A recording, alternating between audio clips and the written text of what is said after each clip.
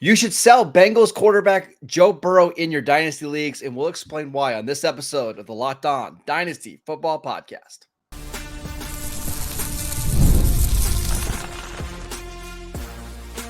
You are Locked On Dynasty Football, part of the Locked On Podcast Network. Your team every day. Here are your hosts, Marcus Mosher and Kate Madjuk. Welcome back to the Locked On Dynasty Football Podcast, part of the Locked On Podcast Network, your team every day. We'd like to thank you for making us your first listen of the day. Today's episode is brought to you by Gametime. Download the Gametime app, create an account, and use promo code LOCKEDONNFL for $20 off your first purchase. Terms apply. I am your host, Marcus Mosher. You can follow me on Twitter at Marcus_Mosher. You can read me at the 3013, as well as Pro Football Focus. Joining me today, as always, is Kate Madjuk, who you can also read on Pro Football Focus. You can check her out on Twitter at Kate Madjuk. And it's a Wednesday episode, so of course that means Matt Williamson is here. Follow him on Twitter at WilliamsonNFL. Go check out his new YouTube channel as well. On today's show, we are taking a look at some quarterbacks and some tight ends that you should be trading away in your dynasty leagues before the 2024 season kicks off. And we teased it in the opening. I believe that Joe Burrow is a sell. Matt, do you agree? I do, because sometimes there's such a variance of how good a football player someone is, especially a quarterback, and how good of a fantasy asset they are. And I think the gap with Burrow is pretty wide. And frankly, I think it's sort of wide with CJ Stroud too, because they don't run. I think they have very similar games. They're surrounded by great players. They're great players, but they're not elite runners. Now, you compound that in Cincinnati with you're probably only getting one more year of T. Higgins. I'm really excited about Burton. I draft him everywhere, but that's a question mark, and he has some character stuff. Their tight ends and running backs aren't great receivers. I also look at their salary cap as a whole and wonder if that team, if the window is closing sooner than later. But more than anything, the elephant in the room is, can this guy stay healthy? Kate, what do you think? I think the point of, the lack of rushing upside is a tremendous one for Joe Burrow, right? Let's look at his points per game finishes throughout the course of his career. Only once has he really had that sort of league-winning upside. That was back in 2022. And even then, there's like a significant gap between Joe Burrow and, the rushing elite, right? You either have to be the most efficient passer in the league or you have rushing upside. And Joe Burrow, though he has all the talent in the world to be the most efficient passer in the league, I still think there are question marks. Like Jermaine Burton, definitely not a guarantee as far as, his upside in the league. We know there is some upside, but as you mentioned, some character concerns. We never really truly saw a breakout season. He played for two major programs in the college ranks. You have Jamar Chase, but let's be real. If T. Higgins departs this offense, which I don't think anybody is expecting him to stick around, the Bengals have a lot of question marks regarding their overall personnel that I don't know that we can buy into Joe Burrow's efficiency and take it for granted. Marcus, you were the one that was steadfast selling Joe Burrow. I agree, but I think you feel the most strongly out of all of us. Tell us why you're all out. I mean, obviously the rushing part of it is a big factor. Like, you're just not going to have that floor, and you don't have that upside either. I worry about the weapons, but let me just give you the list of injuries that Joe Burrow has had since entering the NFL. You can actually go back to some of his days in college and you have even more injuries, but just since 2020, he's had a rib fracture, a torn ACL, a torn MCL, a torn PCL, a meniscus tear, a pinky finger dislocation, a knee sprain, a calf sprain, and now a hand. He tore a ligament in his hand that is causing him still how many months later? 8 months later, where he can only practice one day and then he has to have a rest day. I'm just worried that this is a little bit like Tony Romo in the sense that Romo could, he could only endure so much with his body. Joe Burrow is a fairly young quarterback who is missing a lot of time already. And I think when you look at some of the other quarterbacks that are going in his range, I just think a lot of them have higher upsides because of the rushing potential, and they're just a lot healthier too. I'm not sure. Forgive me if I missed it, but he also had that appendectomy. Yes, I Emergency didn't even appendectomy. mention that. Yep. Yeah, that was in training camp, and which leads me to assuming he can start and finish training camp, which is a big assumption considering he's coming off an injury and he never does. I think this is either his first or second true full training camp if he can get through this one. So like he never even prepares for the season properly. Happened the preseason in his career. Yeah, amazing. I mean, he just hasn't been able to stay healthy. I also want to mention where he's being drafted. So right now, QB8 on Dynasty League football. Kate, I'm going to tell you some of the quarterbacks that are going behind him right now. You have Justin Herbert, who has had his own injury histories, but significantly bigger body. Kyler Murray, Jaden Daniels, Dak Prescott, Jordan Love, Trevor Lawrence, Brock Purdy. Now, I'm not saying I would take all of those guys over Burrow, but I would rather just trade Burrow. And if I can get Jordan Love and X, I would do that. In fact, I probably would just do Jordan Love straight up for Joe Burrow. I think that's why he's such a massive sell for me, because on top of that, what if Joe Burrow has another injury this year? Let's say he plays 11 games and he's dealing with a high ankle sprain or whatever. How much are we going to see his value drop? Because at some point, dynasty managers are just going to throw their hands up in the air and be like, we can't trust him to stay healthy. I'm knocking him down. I kind of think this is the last year of Burrow being a top 8 quarterback, and unless he stays incredibly healthy this season. Yeah, it sucks because this is probably one of the bigger mismatches in terms of skill set, real life NFL value versus fantasy value. Because again, just without that rushing upside, you need to be the most efficient of passers. The injury history doesn't help his case here because obviously availability is kind of key for pretty much every fantasy asset, right? You're not scoring points unless you're in the lineup.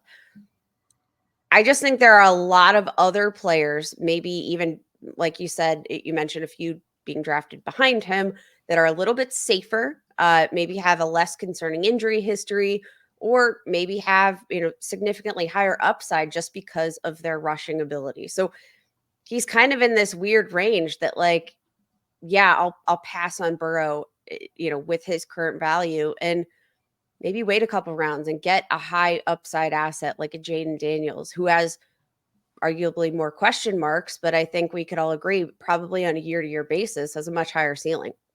Matt, any final thoughts here? Yeah, I would swap him straight up for Love, Kyler, and Herbert, all of whom you said are going after him. And you mentioned, is this his last year to be like a top 8 quarterback? Well, we just had 6 of them drafted in the top 12 picks or whatever. If 2 of those guys have good to really good rookie years, they might go right past them. I just really worry about the injury stuff here. And it just seems like it's starting to pile up really quickly for Joe Burrow. Here's the hope. I mean, here's hoping that he's able to stay healthy. We'll see. I think the Bengals have done a better job of protecting him, drafting Amarius Mims, signing Orlando Brown last year, bringing in Trent Brown. Hopefully that keeps him upright, but we shall see. All right, let's talk about some tight ends that could potentially see a big decrease in their value this year. Let's get to Trey McBride next. This episode is brought to you by Gametime. Gametime makes getting NBA Finals tickets even faster and easier. Prices on the Gametime app actually go down the closer that it gets to tip-off. With killer last-minute deals, all-in prices, views from your seat, and their lowest price guarantee, Gametime takes the guesswork out of buying NBA tickets. You can save up to 60% off buying last-minute tickets for sports, concerts, comedy, and theater events near you. Save even more with exclusive in-app deals on select seats ahead of the game or the event. And get this, you can save even more when you choose a section and you let Gametime choose your exact seats. So take the guesswork out of buying NBA Finals tickets with Gametime. Download the Gametime app, create an account, and use promo code LOCKEDONNFL for $20 off your first purchase. Terms apply. Again, create an account, redeem promo code LOCKEDONNFL for $20 off your first purchase. Download Gametime today. Last minute tickets, lowest price guaranteed.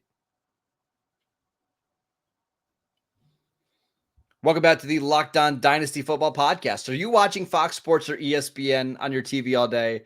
Are you having to turn down the volume because of all that shouting?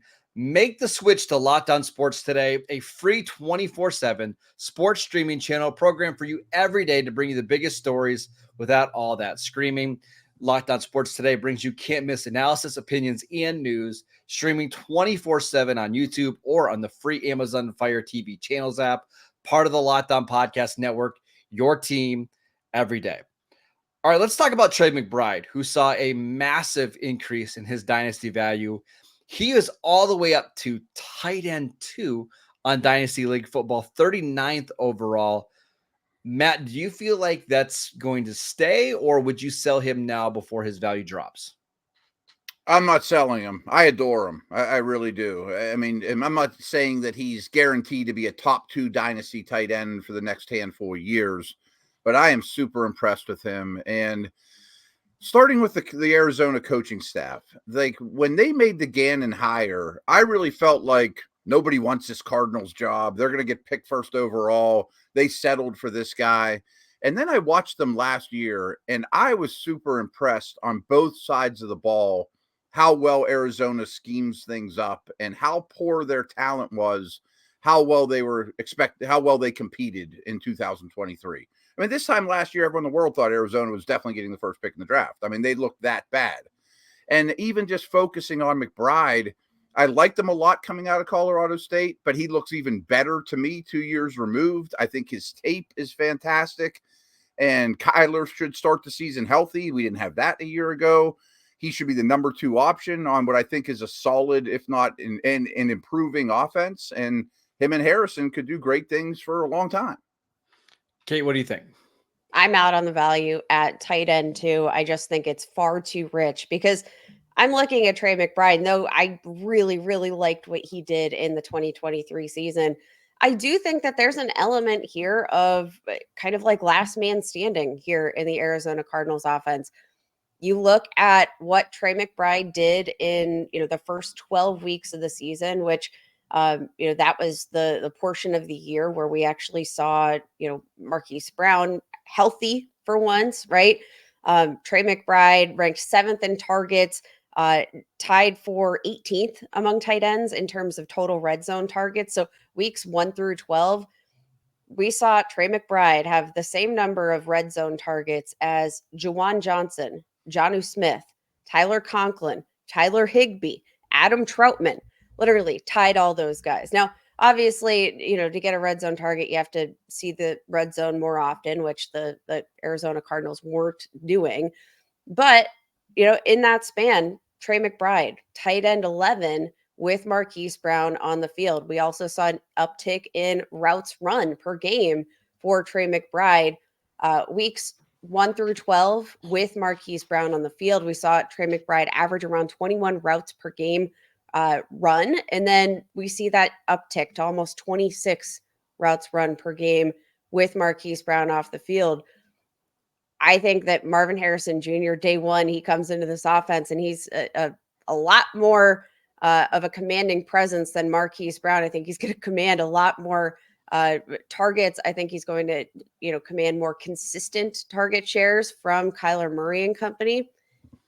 I'm not trying to discount what he did, but I'm just wondering how much of this excitement for Trey McBride is due to the fact that, the Arizona Cardinals didn't have much else beyond Trey McBride. I just think he was a beneficiary of that.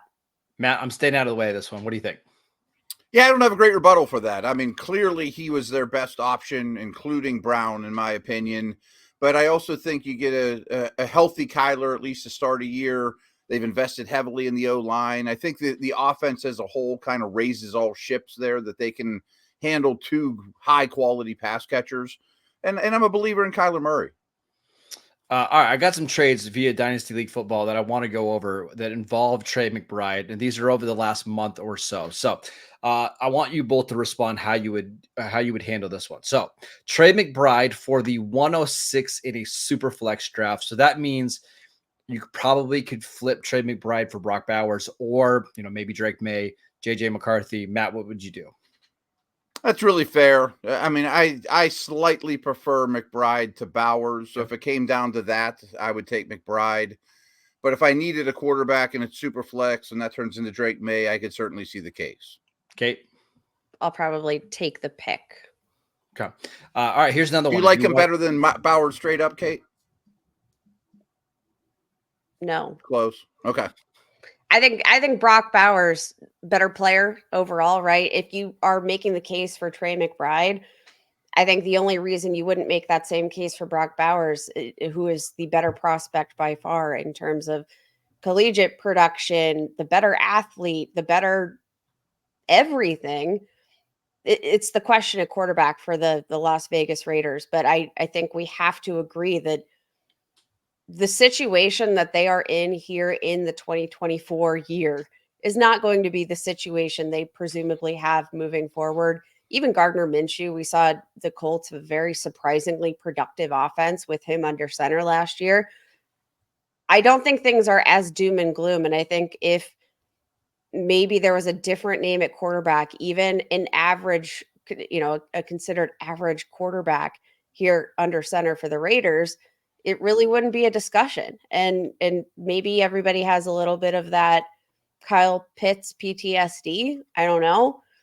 Maybe we're scared of investing in the rookie, but I don't think there's any argument you could make outside of the fact that Trey McBride, we've already seen a season of production, which again, I pointed out could be, he was no question the beneficiary of a depleted offense. Like, who are you? I mean, they didn't even have Michael Wilson, who was probably the second best wide receiver on the team last year because he was dealing with injury. Like, there really were no other options. And I'm not saying he wasn't efficient with his opportunity, but like, yeah, Brock Bowers is the better player over Trey McBride without a question to me. All right. Couple other ones I want to get to. So this one mentioning Kyle Pitts. It's Trey McBride for Kyle Pitts and George Pickens. Man, I know you're a huge George Pickens fan. So does this tilt it enough for you? Pickens might be a bit of a sell, to be honest with you, as lofty as he's gotten. I still probably take that side, though, because I'm a Pitts believer. I'm not going to quit Kyle Pitts. Kate, I'm assuming Pitts is for you. Pitts and Pickens, baby. Let's ride. There you go. Last one. Now, this is a big trade down, and this is probably the most likely type of trade that you could complete if you're looking to sell Trey McBride. It is Trey McBride for Dallas Goedert in a 2025 first-round pick. Matt, does that intrigue you?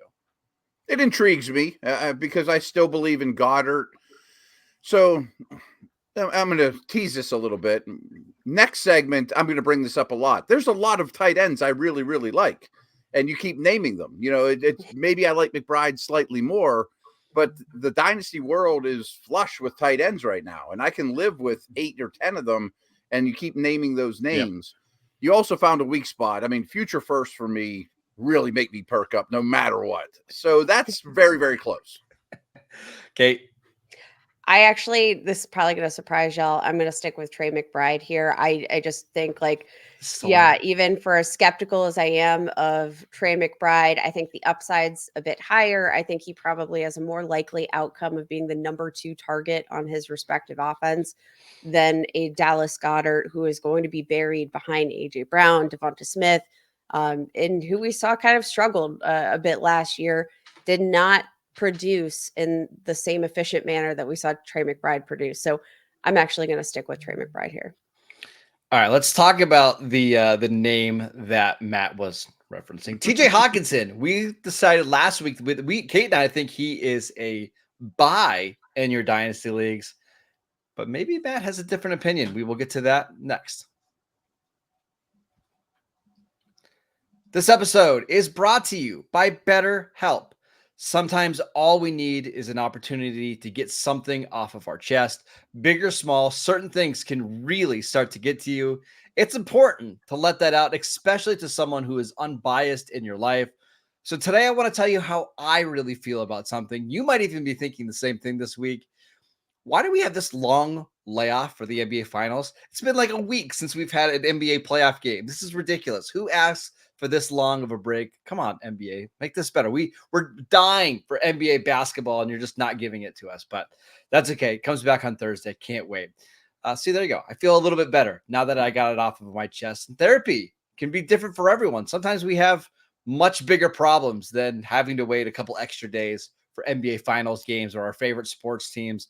And it's important to get things off of your chest every once in a while. So if you're thinking of starting therapy, give BetterHelp a try. It's done entirely online. It's designed to be flexible and suited to your schedule.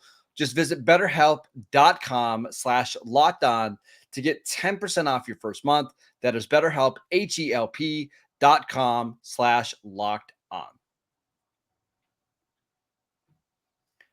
Welcome back to the Locked On Dynasty Football Podcast. We are discussing some players that we might want to sell before the 2024 season. We touched on Joe Burrow. We touched on Trey McBride.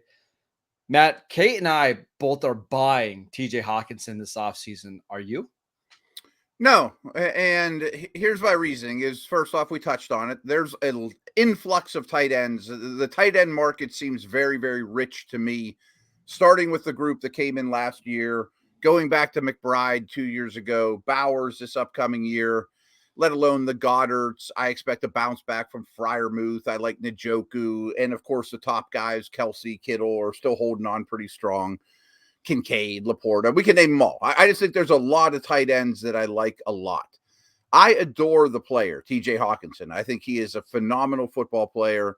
But his injury scares the heck out of me. I mean, he's coming off a massive, massive injury pretty late in the season.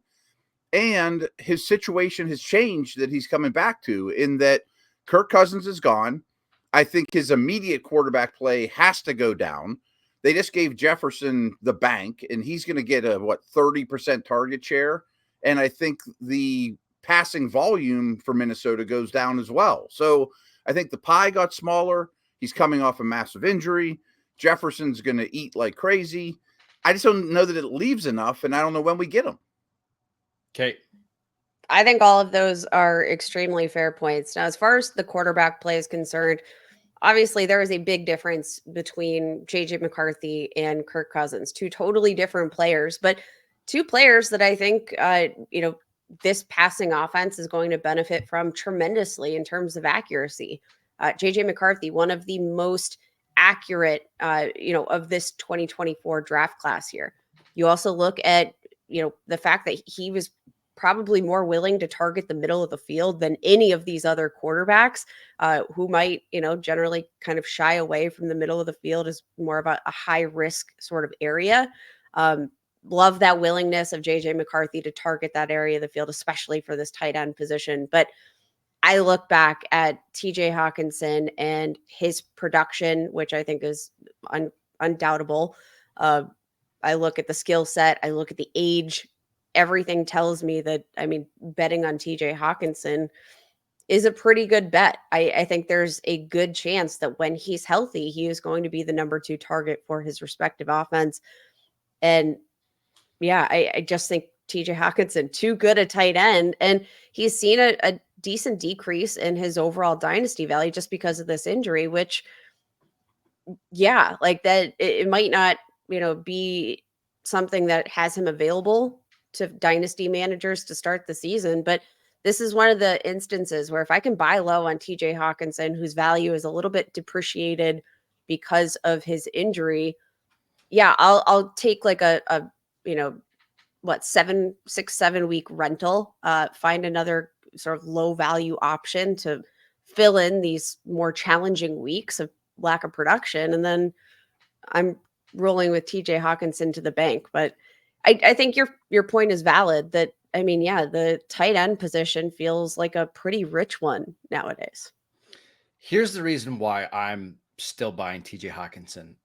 He was able to be incredibly productive last year with Josh Dobbs, Nick Mullins, and Jaron Hall. And that's even when Justin Jefferson came back. Here are the games that Hockenson played last year without Kirk Cousins. This is his yardage.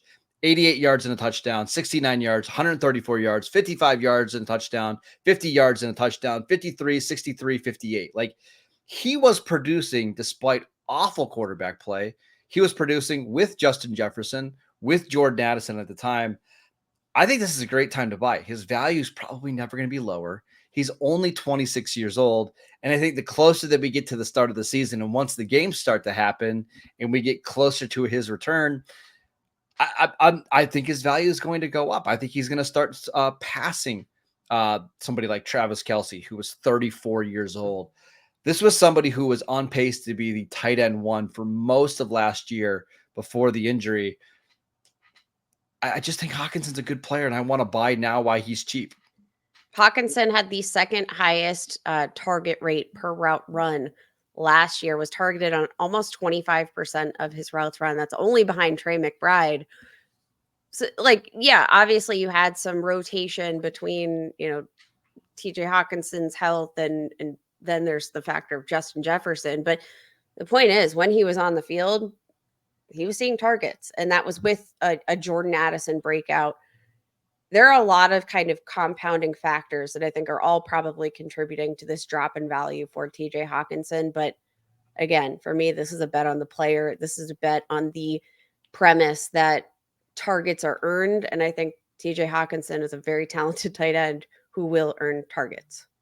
Matt, I got two last nuggets. Yeah, two last nuggets is if you're going to buy him, I would recommend waiting till the day he goes on IR or PUP, because I think that day's coming. And some of the dynasty managers might think, oh, he got hurt last year, he'll be back. Everybody comes back. I don't think he's going to be there for week 1. So that might be the time to buy. Just wait it out a little bit until he's officially on a list. And then I might be, you might get him even more at a discount.